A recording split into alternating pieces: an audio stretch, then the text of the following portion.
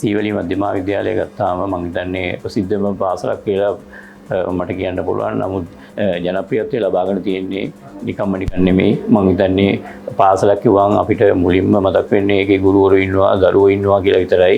නමුත් මේ එතනින් එහාට ගියාම මේ පිටිපස්සේ නැත්තම් තීරේ පිටිපස්සේ ලොකු කණ්ඩායමක් ඉන්නවා මේ පාසල් ඉදිරියට ගෙනියන.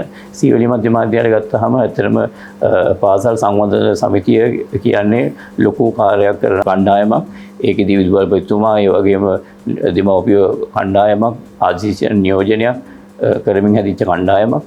ඒකෙදි විශේෂත්වය තමයි පාසලේ සංවර්ධනය වෙනුවෙන් ගන්නා තීන්දුවවලදී ඉතා විනිවිද භාවයෙන් යුක්තව සාකච්ඡා මාර්ගයෙන් අපි තීරණය කරනවා මේ දරුවන්ගේ අධ්‍යාපන කටයුතු වැඩි දියුණු කිරීමේදී අවශ්‍ය වන සංවර්ධන කටයුතු, ඒ වගේම මේගොල්ලන්ගේ කුසලතා සංවර්ධන පැත්තෙන් ගන්න ඕනේ දේවල් සම්බන්ධයෙන් ඉතා සාර්ථකව අපි සාකච්ඡා කරලා විදුහල්පතිතුමාලා ඒතර දෙමාපියෝ අපි නියෝජනයක් විදියට අපෙන් කරුණු කාරණා සාකච්ඡා කරලා වැඩිදුර අවශ්‍ය නම් අපි දෙමාපියන් විශේෂයෙන් රැස් කරලා ප්‍රධාන රැස්වීම්වලදී අපි ඒගොල්ලන්ගෙන් අදහස් සහ යෝජනා අරගෙන සමූහයක් විදියට සාමූහිකව ගන්න තීරණ වලින් තමයි මේ පාසල් සාර්ථකත්වය අරගෙන තියෙන්නේ.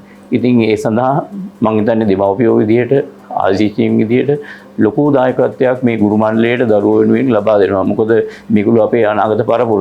ඉතින් අපි අනාගත පරපුරට රටට ජාතියට රත්නපුර සීවලී විද්‍යාලයෙන් හොඳ පිරිසක් ලබා දෙන්න තමයි අපි උත්සාහ කරන්නේ. ඒදී විෂය පරිබාහිර ක්‍රියාකාරකම් දරුවෝ ඇත්තටම ඉතා සාර්ථකව කරගෙන යනවා. ඉතින් ඒක අගයන්න ඕනි. ඒකට දෙමාපියෝ විදියට පාසල සංවර්ධන සමිතිය විදියට අපි ලොකු අගනා සහායක් අනිවාර්යෙන් ලබා දෙනවා. ඉතින් ඒදී මේ මං හිතන්නේ දිනමින නැත්නම් ලේකවුස් ආයතනය මේ වෙනුවෙන් දක්වන සහාය වෙනුවෙන් අපි බොහොමත්ම ස්තුතිවන්ත වෙනවා සීවලී මධ්‍යම විද්‍යාලය වෙනුවෙන්, ඒ වගේම අපේ පාසල සංවර්ධන සමිතිය වෙනුවෙන්. ස්තුතියි.